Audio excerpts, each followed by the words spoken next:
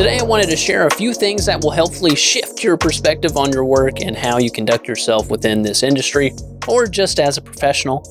These are important reminders that I hope a few will stick with you as you continue to level up and get better at your craft. I want to get the basic ones out of the way. You need to take care of yourself first and foremost. Get some exercise, eat some food that won't make you feel terrible.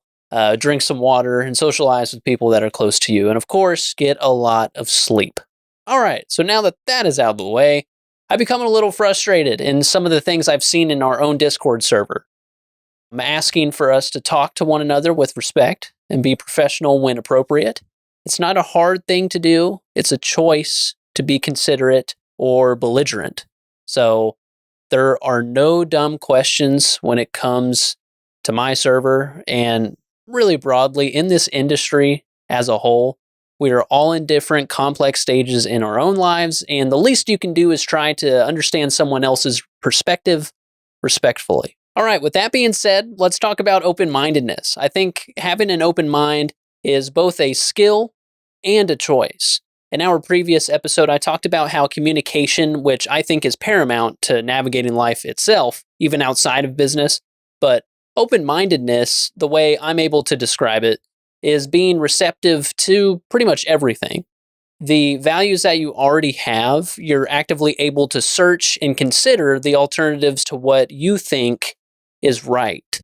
So you have your own opinions on good and bad and right and wrong. The skill of open-mindedness is the ability to see, try to understand, and more importantly, consider both sides. Being open-minded comes into play when you have a problem on your hands. Here's an example.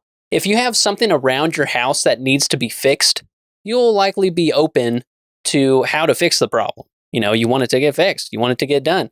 So you might look up a professional's rate on fixing the job. You'll watch maybe 5 or 6 YouTube videos, read 2 or 3 forums, and maybe look at parts to fix the problem yourself.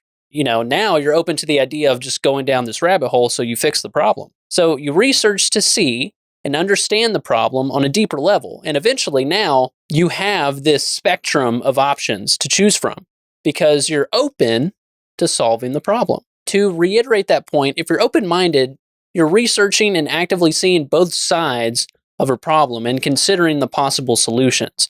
You're able to see, understand, and question both sides of an argument. It sounds exhausting, right? So if you're looking for a well-informed answer, it will likely be a spectrum of options, similar to our example. So open-mindedness at some level is critical thinking. School didn't give me enough tools to really grasp the concept of critical thinking. Life kind of did that for me. So let me throw a stat out for you. Your brain makes upwards to 35,000 decisions a day. That's a lot of decisions. So no wonder we are tired at the end of each day. Most people don't want to be receptive to new ideas or deferring ideas because if they are left with a spectrum of options each and every time, we instinctively are going to take the easy route by determining our preferences and what we believe the world should be. It's a little lazy, right? Isn't it? That's why it is a skill that will let you navigate with a bit more care and consideration in your experiences and interactions with people. That's what open-minded hopefully does for you. So last thing on open-mindedness, this comes from the University of Pennsylvania. Open-mindedness is the willingness to search actively for evidence against one's favored beliefs, plans, or goals, and to weigh in such evidence fairly when it is available. I'll read it again. Open-mindedness is the willingness to search actively for evidence against one's favored beliefs, plans, or goals, and to weigh such evidence fairly when it is available. So, where does this connect as an editor, creative, or a business owner? Well, thank you for sticking around, my friends that have gotten this far. Here is a set of reminders to conclude this episode that all revolve around this one action that I'll label as a principle for all of this. Speed. That's right. Speed. Communication is your must in business and has to happen. Now, speed is your advantage in business, especially in the creative industry.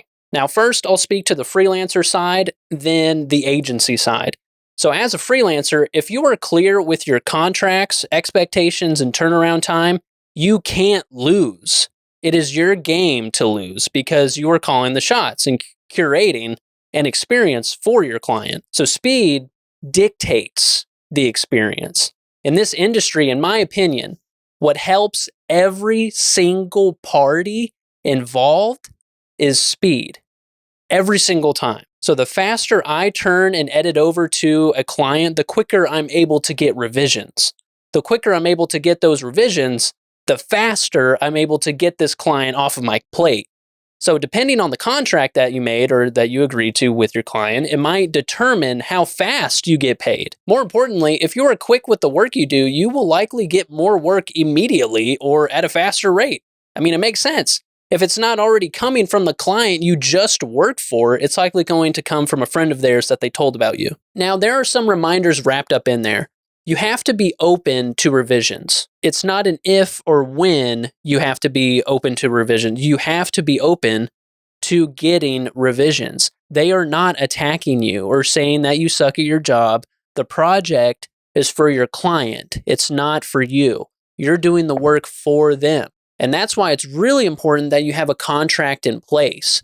So you will save so much time and so much heartache if you have a contract in place. Set the expectations, give them the dates on when you can fulfill the work. Communicate with your client. If it's a long project, give them updates and how it is going. More communication is better than next to none. Over-deliver with speed. If you know it takes you 4 days to deliver a project, do not make that the due date. Give yourself time. So multiply that by 2, 3, 4, however long to give you the buffer to have time for their revisions. And as you're revising their work, you're collaborating with them, you're communicating with your client, because my scope on how I approach business is to have that relationship. So as you're going through these revisions, it's not a hard thing to do. You're communicating, you're collaborating with your client. And now this gives you some comfort to operate without rushing to meet this arbitrary deadline. So give yourself some time. So you'll hopefully deliver early every single time. Whatever is on paper, you've already budgeted that time out, and you've also charged enough to where it makes sense. A lot of people miss that part. Next is do not edit to your quality. I'm going to dub it your quality. This might make some people mad.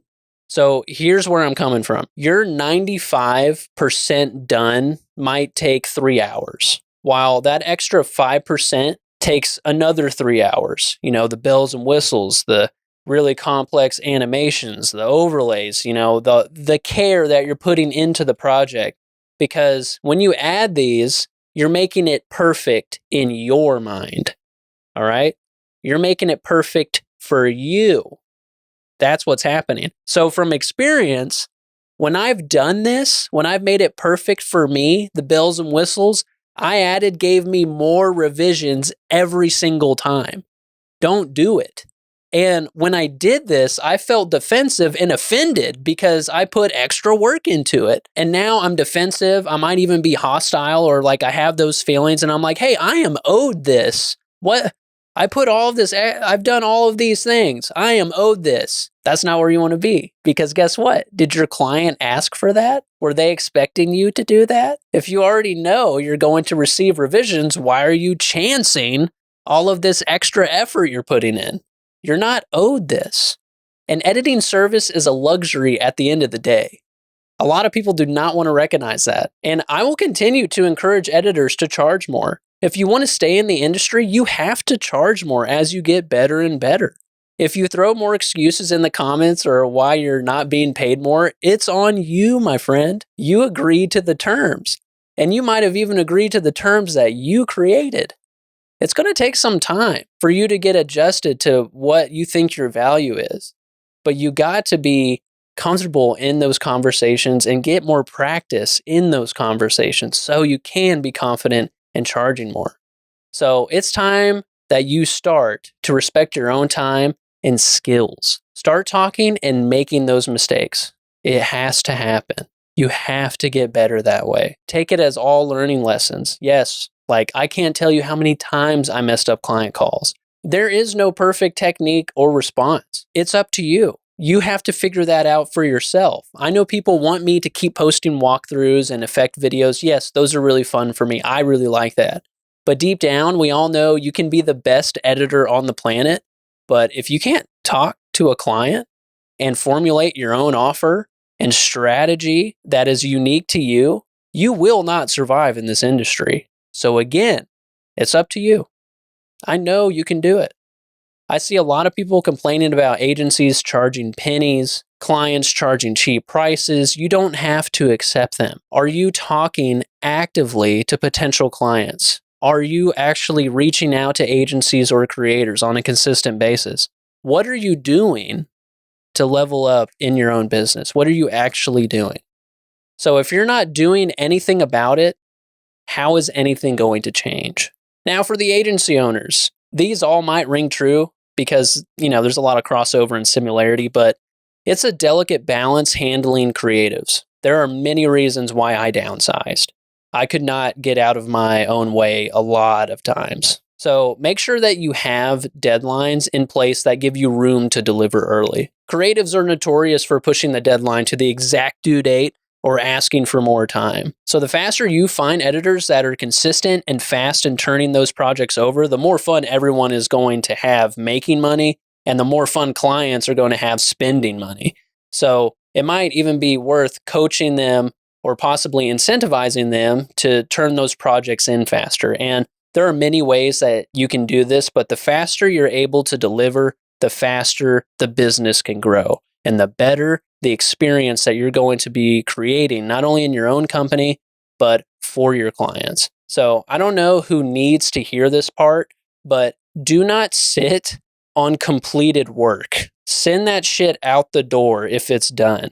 You need to get those revisions fast because most of the time, if you're getting paid 50-50 up front and then 50 when the work is completed, you want to get that stuff done. You need to get those revisions done and everything signed, sealed, delivered because that's going to keep the business flowing most of the time. You charge the prices you do because you're a professional and you're timely. So get out of your own head if you got the project done faster than you anticipated. They won't pay you less. Make sure you have that in the contract. They already signed off on it. Just because you got it done faster isn't going to change anything. Get it out the door. You want to get to the next transaction. And then the last reminder, feedback and communication is your best friends in business. So your best friends are the ones that are real with you and want you to do better. Your employees, contractors, and clients should be treated well. Life is too short to be making enemies, but it may be inevitable in some circumstances if you stay true to yourself. I know that was a lot of reminders. I hope a few stick with you and maybe give this a listen again when you're on the road if you need to.